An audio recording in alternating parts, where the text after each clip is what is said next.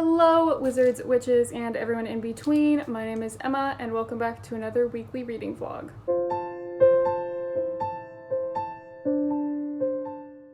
So I checked my mail on the way home from the gym today, and I have 2 packages. It's book mail time. This one, I know what this is, so Capri, I will link her Twitter and her booktube channel in the description, but she posted that she was giving away / getting rid of her Barnes & Noble Black edition of The Cruel Prince, and she was just gonna ship it to whoever wanted it first, and I happened to see it the second she posted it, so she sent it to me. I am very excited. As you guys know, I have the Wicked King and Queen of Nothing in this edition, but I didn't know this edition was a thing when I got the Cruel Prince. So my Cruel Prince copy is white. So now this one matches the other ones. Ooh! Oh, I love that. Cindy, no. So thank you so much, Capri. I'm stoked. As you guys know, I love this series. Still need to read the last one, but love the series nonetheless. So this one, I have no idea what this is, but I think I know who it's from. Oh my god, I'm so excited. Okay. There's a note.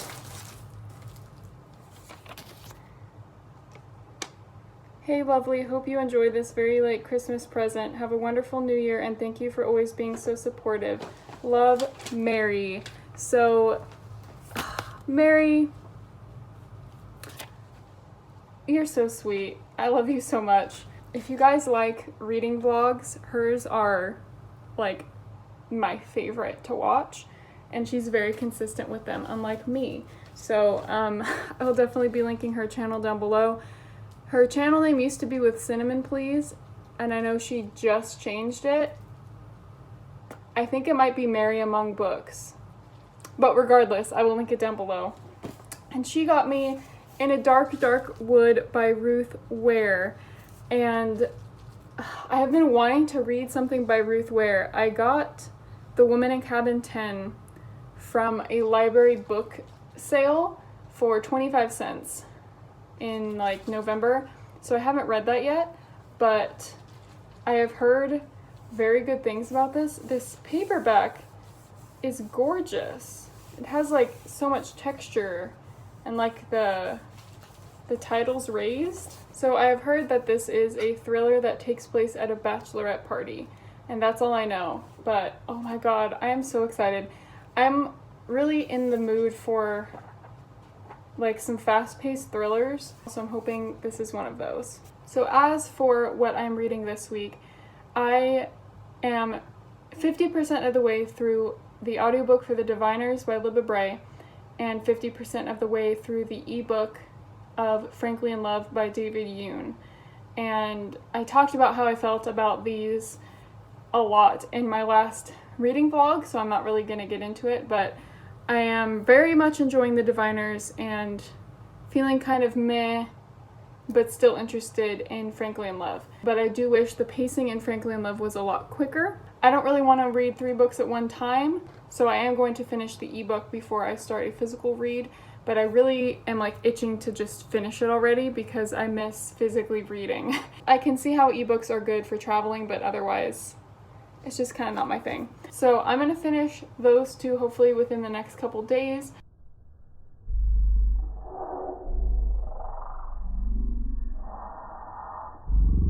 But for now, why don't you follow me and we will try and find room for this thriller on my thriller bookshelf. There is literally no room. As you can see, this shelf is completely full.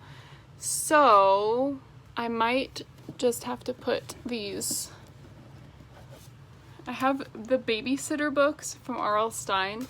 I don't know if you guys ever read those back in the day, but they're still so fun. I still reread them like every couple years, so they're just gonna have to go on the top looking funny because this one deserves to be upright. And then the Cruel Prince.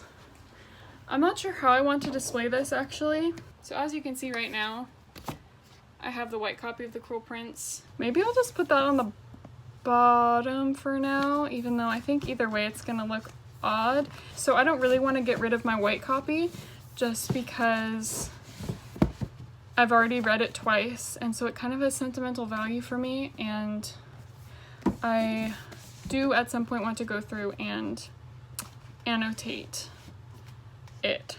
So yeah, I think I'm just gonna end up having 2 copies of that book, which is fine with me, but oh my god, it looks so pretty to have them all matching! Why did my voice go like that? Look at them! Oh my god, it looks so nice. I'm so excited. Hello, ma'am? Can I help you? Alright, so that's it for now. I will check back in with you guys later once I've made some more reading progress, either today or tomorrow. Who's a good girl? Who's a good girl? Hi. Hi. She literally sleeps on my baby blanket. And it's the cutest thing ever. Huh. Huh. Yeah. I just got back from a job interview. As you can tell, I don't dress like this normally. Very excited to get in some oversized sweats. But I just wanted to have a brief chat about anxiety, which I feel like I talk about in basically every other one of my videos, but I don't know, I just kind of want to get this off my chest, I suppose. I am very anxious about starting new jobs, always, and about interviews. I did the best I could to prepare myself. I got up early, I exercised.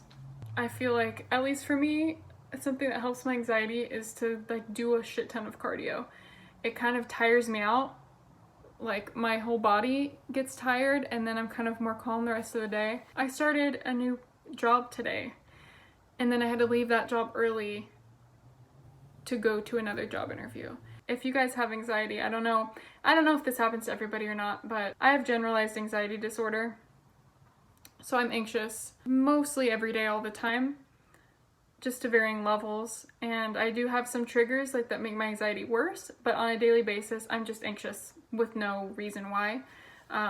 So that's just a little backstory about me. I have just been waking up with this sense of dread, like in the pit of my stomach, and like my head feels tingly, and it just goes all the way to my toes. Like this sense of like dread is the only way I can put it. Today was a really tough day for me, but it really does feel so good to have that behind you. Having certain things like a new job or a job interview, they are triggers for my anxiety to make it really bad. And the fact that I had it on the same day was like my worst nightmare. And it really goes to show you, like the second I got to my new job today, I was chill for the most part. Like I was at a normal level of anxiety for me, not like up here like I was the last 2 weeks thinking about and in anticipation of today. And so I was like, you know, if I hadn't ever stressed out about it so much for the last 2 weeks, 1, I would have had a better 2 weeks, and 2, it's like whatever's gonna happen is gonna happen. And I don't know if this even makes any sense. It's just another example to add to my long list of examples as to why I should not stress out about things that haven't happened yet. I'm really proud of myself. My job interview went well, I think. I've been listening to The Diviners by Libba Bray a lot, actually. I think I only have 4 hours left, so I'm like 70-something% done, and I love it. It's so good. I don't know how much to say because I don't want to spoil it for anybody, but they're trying to solve this mystery of this like murder thing, and there's like this song involved. If you know, you know, but the song is just like, it's just so creepy. I'm really, hi Cindy. I'm really, really enjoying it. Hey guys, it's Tuesday, and to celebrate me conquering all my shit yesterday, I thought I would take the next 45 minutes to read this morning before I go to the gym. And I will be reading more of Frankly in Love. I've been neglecting it, so it's time to get on that.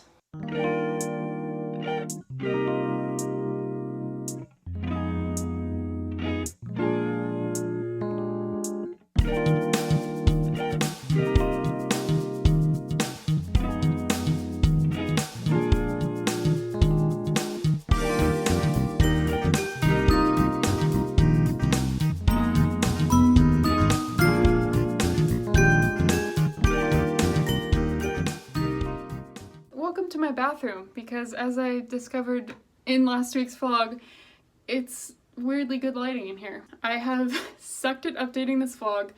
I have had a crazy week. First, I wanted to show you what I got in this box. So I can't close it, but this is what it looked like. Obviously it was shut at the time. I got a belated Christmas present, and it's like a box of Harry Potter goodies, so I thought I'd just quickly share because it's really cute. So it came with this hat, which I love. I love a good hat. It came with these Harry Potter socks, which, again, like, I love getting socks. Even as a kid, like, I was super excited to get socks. And then I really love these. These are, it's kind of hard to see, but they're Nocturne Alley and Diagon Alley little hanging signs with like the finger pointing in the direction. I really want to figure out a way to like incorporate these on my bookshelf. I'm just not sure how yet. And then there are some little cards that are really cute, and then they come with little seals, which I love that. Say hello to my faucet. Let's open this up and look at what cards are in here. So there is The Vanishing Cabinet at Borgin & Burke's. Wow! Thestrals are only visible to those who have seen death. All aboard the Hogwarts Express. I love these!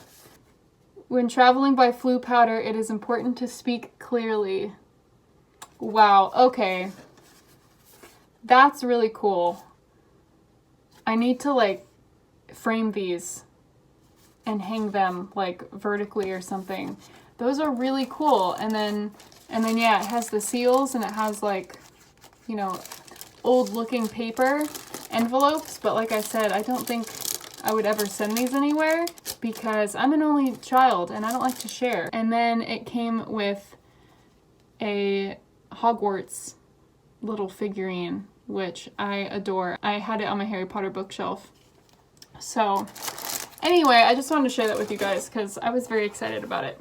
So just a couple quick updates. I talked about my anxiety on Monday with that job interview, and then I had another like informal interview thing today, which was anxiety inducing. So I counted up, I had 5 really like anxiety inducing things in 5 days. So needless to say, I'm like mentally exhausted, and it's annoying because these things are things that I think for a lot of people wouldn't even be that exhausting or wouldn't even be a thing. So I'm tired, but good news is I got the job that I interviewed for on Monday, and I didn't have to do a second interview for it, which is always the best. So I'm going to assume that's going to start the first week in February just because it's a job at a school, so there's always like a bunch of paperwork and background checks and stuff that takes a while to process. But that's exciting. So that's really the big thing that's happened this week. But other than that, like I said, I've just been really busy. I'm trying to study for the CBEST test. Luckily, my friend is also trying to apply for the credential program, so we're studying together and we're going to take it like on the same day at the same time. So that's kind of what I've been up to. So I still have not physically read anything. I'm still at the same part in Frankly in Love that I think I was at the end of last week's vlog. But I have started Lair of Dreams, which is the second book in the Diviner series by Libba Bray. I absolutely loved the first one. So I think I'm a fourth of the way through Lair of Dreams, and I love it just as much. It's so good. I've been listening to it while I exercise, which usually seems kind of weird because it doesn't like pep you up, but it honestly like I'm so into the audiobook that the time goes by really fast. And I'm so focused on that I'm not focused on like, hey, I feel like I'm dying when I'm running. So it's been good. So that's kind of my update. I am planning on reading this weekend. I am really, really hoping to finish Frankly in Love. I have 1 day left on my loan for Frankly in Love. So I need to finish it today. I have 50 pages left. So I'm gonna go read it, and then I will check back in with you guys, give you my thoughts, and end this vlog. Hello, so it is the next day, and I did finish Frankly in Love last night, but I was so tired. I took a nap in between the 50 pages I had left, so it was struggle city. I found it very underwhelming. I think it was overhyped. Sorry if you can hear like that noise. They're like cutting down a bunch of trees in my apartment building, which makes me sad because I love a good tree. I don't know what I thought it was gonna be, but it just wasn't. I think the one redeeming thing about it, like I had mentioned earlier, is the fact that, are you looking at yourself? I can't tell. Is the fact that there is the whole discussion about like race and culture and, you know, trying to be, you know, Korean enough for Koreans and American enough for Americans and all that. Hello? And that whole sort of thing, which I love, and I'm glad that that was talked about so prevalently in this book. I think that's great. As far as just like enjoyment of the story, I thought it was way too long. It took me a full 3 weeks to read this, and it could just be that I'm harsh on contemporaries because there is a lot that I don't like. But there are some that I like, so I don't know. Like, I don't know if I'm fully, like, maybe I just didn't like it because it was a contemporary. I don't know. But I just feel like as far as contemporaries go, it was way too long and not much happened. And this is a thing. I think for contemporaries, I need a plot-driven contemporary.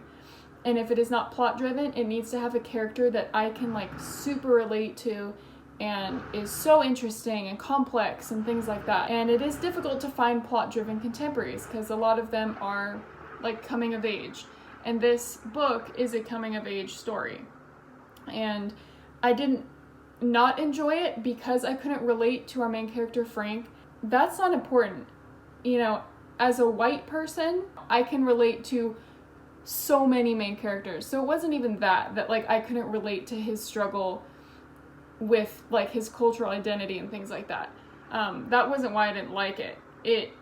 I like that, like I said, I like that whole discussion's in there. It was just that it's like nothing really happened. Like the beginning, it sets up these plot points of like Frank, you know, his family wants him to do this and he wants to do this.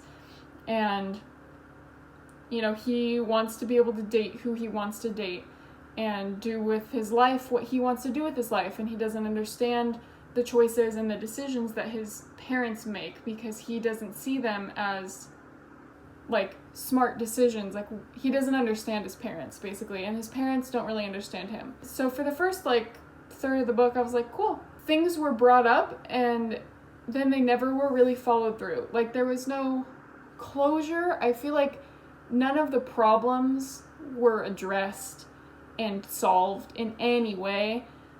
And so it just kind of kept dragging with like the same plot the entire book. And there was no really like beginning, middle, and end.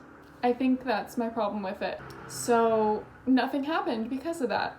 And I'm very sad because I was very excited about that. It wasn't it. It was it in terms of representation and that whole discussion on identity and things like that.